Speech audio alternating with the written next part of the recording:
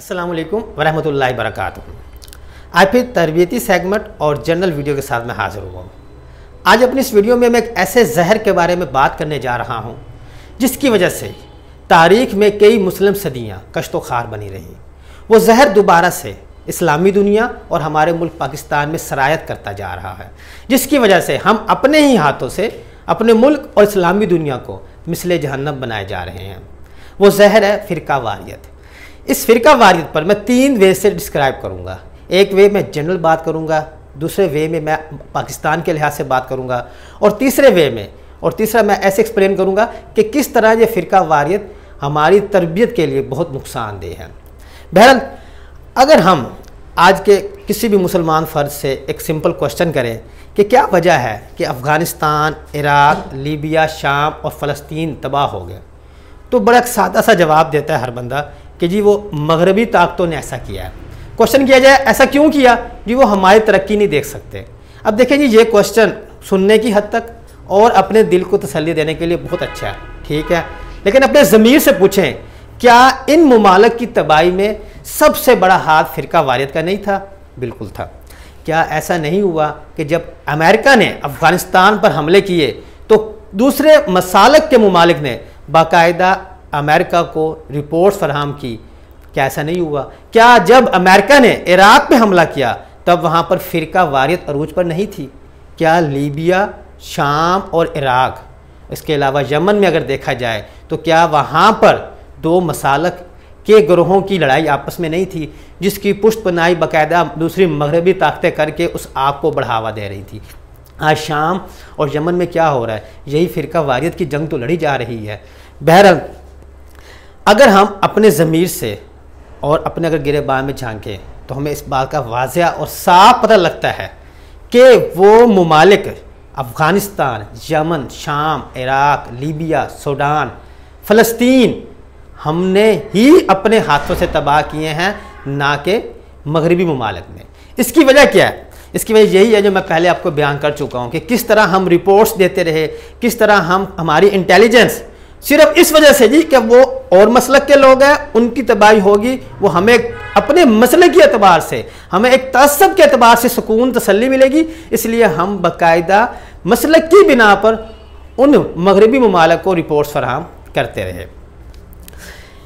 यकीन कीजिए, ये हकीकत है कि इन इस्लामी ममालिक में जो लोग जाँ बहक हुए, जिन लोगों के कत्ल हुए, जो वहाँ पर बच्चे यतीम हुए, जो वहाँ पर औरतों की इज़्ज़त तातार की गई, वो किसी मगरबी ममालिक पर नाम नहीं आएगा, वो नाम हम मुसलमानों पे ही आएगा जो हमने अपने मसलक की खातर वहाँ पर किया है। इसके अलावा मैं एक बड़ी सिंपल सी बात करता हूँ। कुरान पाक में 3 बड़े वाज़ेह असबाक दिए गए हैं। आप ख़ुद अपने ज़मीर से पूछें कि क्या उन असबाक पे अमल किया हमने, और अगर उन असबाक पे अमल किया होता तो क्या आज ऐसे हालात होते जैसे कि इस्लामी दुनिया और पाकिस्तान के हैं? वो कौन से 3 असबाक थे? पहला सबक कि अल्लाह की रस्सी को मजबूती से थाम लो और तफरके में ना पड़ो। दूसरा सबक, जिसने एक इंसान को कत्ल किया गोया उसने पूरी इंसानियत को कत्ल किया। और तीसरा सबक, वो जनाब हमें क्या मिलता है? वो हमें ये मिलता है कभी भी गैर मुस्लिम तुम्हारे दोस्त नहीं हो सकते। आप खुद सोचें, क्या हमने कभी इन असबाक पे गौर किया? हमने इन असबाक को भूलते गए, जिसकी वजह से क्या हुआ कि हम उन्हीं के इशारों पर, उन्हीं गैर मुस्लिमों के इशारे पर अपने ही हाथों से सिर्फ मसलक की बिना पर, सिर्फ फ़िरका वारियत के बिना पर हमने क्या किया? दूसरे मुसलमान भाइयों का कत्ल आम किया, और जिसकी वजह से आज पूरी इस्लामिक वर्ल्ड को, इस्लामी दुनिया को बहुत ज़बरदस्त मुआशी नुकसान भी पहुँचाया। वहाँ पर इंसानों के कत्ल भी किए गए, वहाँ पर औरतों की इज़्ज़त भी तातार की गई, कितने बच्चों को, कितने नौजवानों को यतीम कर दिया गया। तो उसकी वजह वो मगरबी ममालिक नहीं है। सबसे पहले मेरा जवाब यही होगा कि हम खुद हैं, और उसकी सबसे बड़े कारण, वजह वो क्या है? वो फ़िरका वारियत है। अब मैं चलता हूँ उस दूसरे वे को, जो मैंने कहा कि इस फ़िरका वारियत को मैं 2-3 लिहाज से बयान करूँगा। अब मैं तीसरी बात करता हूँ अपने इस मुल्क इस्लामी जमहूरिया पाकिस्तान की। हम सब की नज़रों के सामने है कि इस वक्त सोशल मीडिया पर सबसे ज़्यादा फ़िरका वारियत को अरूज दिया जा रहा है। यहाँ पर फ़िरका वारियत इस तरह चल रही है, कभी सोशल मीडिया पर शिया सुन्नी की लड़ाई होती है, कभी देवबंदी बरेलवी की लड़ाई होती है और कभी सुन्नी वहाबी की लड़ाई चल रही होती है। अब इससे क्या हो रहा है कि इससे लोगों के अजहान में आहिस्ता आहिस्ता एक लावा पक रहा है।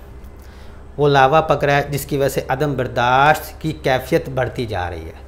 हालत ये सोशल मीडिया पे हो चुकी है कि खुले आम अहले बैत के बारे में, सहाबा किराम के बारे में और दूसरी मुक़द्दस शख्सियात के बारे में खुले आम बकवासात की जाती हैं।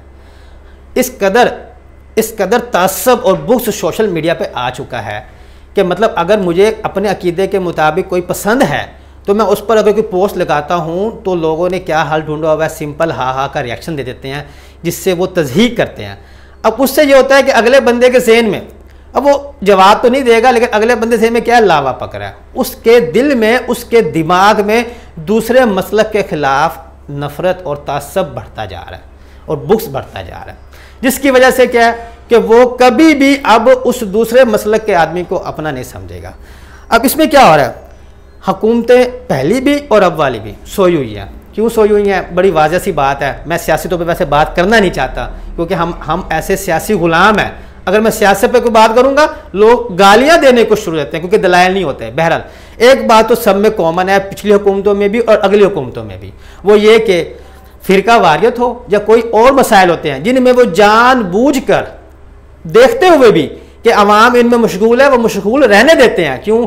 क्योंकि उन्होंने काम तो किए नहीं होते, ना उन्होंने कोई काम किया है, ना उन लोगों की फलाह के लिए कुछ किया है जिसको वो दिखाकर अगला इलेक्शन जीत सकें। इसलिए वो चाहते हैं कि लोग इन्हीं कामों में मशगूल रहें और हमसे जवाब तलब ना करें कि हमने क्या किया। बहरहाल अवाम भी सो रही है, हुकूमत भी सो रही है, इस्टेब्लिशमेंट भी सो रही है।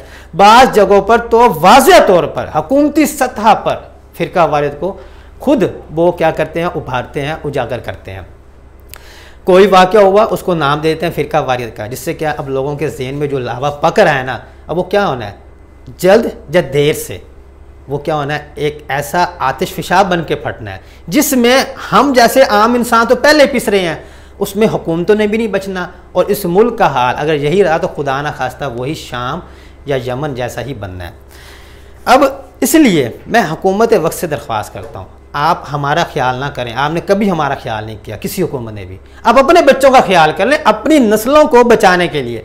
आपने इसी मुल्क में रहना है, इसी मुल्क में हुकूमत करनी है और इसी मुल्क को खाना है, तो उसी खाने का ख्याल करते हुए इस फ़िरका वारियत का पुल बांधा जाए। नहीं तो इस फलों में जो फ़िरका वारियत का आतिश फिशाब फटने जा रहा है, इससे ना हम बचेंगे और ना ही आप लोग बचेंगे। इसलिए मेरी दरख्वास्त है हुकूमत वक्त से कि इस पर कड़ी कोई एक्शन लें और लोगों को अदम बर्दाश्त की वजह से कि ये जो ऐसा लग रहा है कि जो फ़िरका वारियत सोशल मीडिया पे शुरू की गई है वो आहिस्ता आहिस्ता जो अब हमारी गली मोहल्लों में आने लगी है, जिसकी वजह से खाना जंगी के हालात पैदा होने के खदशात बढ़ गए हैं, उसको रोका जाए। ये दूसरा वे जिसको मैंने एक्सप्लेन किया कि पाकिस्तान में कैसे ये फ़िरका वारियत इस टाइम एक जहर से जहर बनता जा रहा है। अब मैं बात करता हूँ वो तीसरा वे कि ये फ़िरका वारियत का जहर तरबियत के लिए कैसे नुकसानदेह है। आप खुद एक बात सोचें, हमारे जो बच्चे हैं अगर हम उनके शुरू में एक फ़िरका वारियत का जहर उनके अंदर डाल दें तो क्या हो जाएगा, उस बच्चे में तअस्सुब भी आ गया, बुग़्ज़ भी आ गए, मुनाफ़क़त भी आ गई। अब उसके अंदर एक ऐसा जहर बन चुका है ना जो उसको क्या करेगा, मुतअस्सिब और तंग नज़र बना देगा। अब जिसकी वजह से क्या होगा, पहले शुरुआत हुई फ़िरका वारियत से, आहिस्ता आहिस्ता वो जहर उसकी ज़िंदगी में हर कहीं मुंतकिल होगा, रिश्तेदारों से होता हुआ वो जनाब उसकी तमाम ज़िंदगी के अनासर में शिफ्ट हो जाएगा। अब बच्चा क्या होगा, हर अपने इर्द गिर्द वालों के भी और सब लोगों क्या होगा, वो मुतअस्सिब हो जाएगा और तंग नज़र हो जाएगा, वो उनको एक ही सोच से सोचेगा। और वो बच्चे ने जो अपनी लाइफ बहुत अच्छी और भरपूर इंजॉय करनी थी, अब उसके अंदर एक जहर है और उस जहर की वजह से कम वो बच्चा जो मुतअस्सिब है, जो तंग नज़र है, जिसके दिल में बुग़्ज़ है, मुनाफ़क़त है, वो कभी भी वो अपनी पूरी ज़िंदगी को एंजॉय नहीं कर सकता क्योंकि उसके ज़हन में एक जहर भरा जा चुका है। इसलिए वो हर वक्त उसी जहर की वजह से हर किसी से, रिश्तेदार से, जहाँ काम कर रहा है वहाँ पर, गली मोहल्ले के लोगों से कटता रहेगा, हसद करेगा और आहिस्ता आहिस्ता क्या हो जाएगा, वो अपनी ज़िंदगी को अपने हाथों से तबाह कर बैठेगा। ये पहला पॉइंट। अब मैं दूसरे पॉइंट की बात करूँ, अब क्या है कि इसी फ़िरका वारियत की वजह से हमारी अच्छी खासी नौजवान नस्ल लादीन बनती जा रही है। उसकी वजह क्या है? जब हम बच्चों के अंदर तअस्सुब डालते हैं फ़िरका वारियत का, अब हर फ़िरके में आप खुद बेहतर जानते हैं, मैं इस बारे में बात नहीं करना चाह रहा, तो क्या पर लगता है जी कि वो मुसलमान भी गलत, सहाबा कराम भी गलत, या अहले बैत गलत, ये गलत वो गलत। उससे क्या होगा? उससे क्या होगा? उसके दिल में एक क्वेश्चन उजागर होगा कि यार ये मुसलमान इतने मतलब क्या नाम है शुरू में ऐसे थे, तो इसका मतलब ये है कि ये तो फिर दीन पर हक ना हुआ, ये तो फिर हमें कहानियाँ सुनाते हैं। नाउज़ बिल्लाह, वैसी बातें सोचेंगे। जब वैसी बातें सोचेंगे क्या होगा कि फिर उसका जो एतकाद सहाबा कराम पर, या अहले बैत पर, या रसूल पाक सल्लल्लाहु अलैहि वसल्लम पर, हत्ता कि खुदा पर भी उसका क्या होगा? वो एतकाद, वो ईमान कम होता होता बिल्कुल ख़त्म हो जाएगा, और वो फिर आखिर पे क्या करेगा? ख़ुद को लादीन, बेदीन, एथिस्ट डिक्लेयर कर देगा, और फिर हम सिवाय पछताने को कुछ नहीं कर पाएंगे। यह हकीकत है, ये हमारे इर्द गिर्द हो रहा है। आप कभी जाकर देखें हमारी नौजवान नस्ल कैसे इसी फ़िरका वारियत की वजह से लादीन होती जा रही है। इसलिए खुदारा अपने बच्चों के अंदर इस जहर को मुंतकिल करना बंद कर दें। आप देखें जी, हमारा ना हर बाप अपने बच्चे से बहुत प्यार करता है, हर माँ अपने बच्चे से बहुत प्यार करती है, लेकिन कितना अफसोस की बात है कि हम जिससे प्यार कर रहे हैं उसके अंदर, उसके दिल और दिमाग में अपने हाथ से एक जहर मुंतकिल किए जा रहे हैं। चलो बेटा ये जहर पियो, और फिर उसके बाद अपनी ज़िंदगी को तबाह बर्बाद करो। कि ये कैसा प्यार है? ये प्यार नहीं है, ये प्यार नहीं है। आप अपने बच्चे के लिए खाने पीने की चीज़ें ला रहे हैं, हर ख्याल रख रहे हैं, वो तो एक ज़रूरत है। देखें जी, असल प्यार वो है कि आप बच्चे की तरबियत अच्छी कर जाएं और बच्चा ज़िंदगी में कामयाब हो। और तरबियत अच्छी करने के लिए पहला पॉइंट जा रखे, बच्चे के अंदर कभी भी तअस्सुब, बुग़्ज़, मुनाफ़क़त पैदा ना होने दे। वो कब पैदा नहीं होगी? जब आप उसके अंदर अपना ये फ़िरका वारियत का जहर नहीं उंडेलेंगे। मेरी दरख्वास्त है वालिदैन से, आप लोग खुद भी पाक साफ रहें, अपनी सोच को भी पाक करें। बच्चों की सोच खुद ब खुद ऑटोमेटिकली पाक साफ होती रहेगी। जब एक माँ प्रेग्नेंट होती है तो जो बातें उसके जहन में चल रही होती हैं, ये साइंसी रिसर्च है, वो बच्चे के अंदर मुंतकिल हो रही होती हैं आहिस्ता आहिस्ता। जब हम खुद पाक साफ रहेंगे, हमारे अंदर फ़िरका वारियत का जहर नहीं होगा, तो वो जहर कभी भी हमारे बच्चों के आगे मुंतकिल भी नहीं होगा। जब हम अपने हाथों से उनको वो किस्से, कहानियाँ, स्टोरीज नहीं सुनाएंगे, वो कभी भी मुतअस्सब नहीं होंगे। जब वो मुतअस्सब नहीं होंगे, तो अगर आप उनका हकीकत में प्यार करते हैं बच्चों से, तो वही बच्चे अपनी ज़िंदगी को कामयाब तरीके से गुजार सकेंगे। आज के लिए इतना ही। इंशाल्लाह फिर नेक्स्ट वीडियो में इसी तरह इसी फ़िरका वारियत पे एक बार फिर बात करूँगा। तब तक के लिए इजाज़त दीजिए। अगर मेरी वीडियो अच्छी लगे तो चैनल को लाजमी सब्सक्राइब करके शेयर कर दीजिएगा, ताकि ये मेरी वीडियोस आपको वक्तन फ़वक्तन मिलती रहे।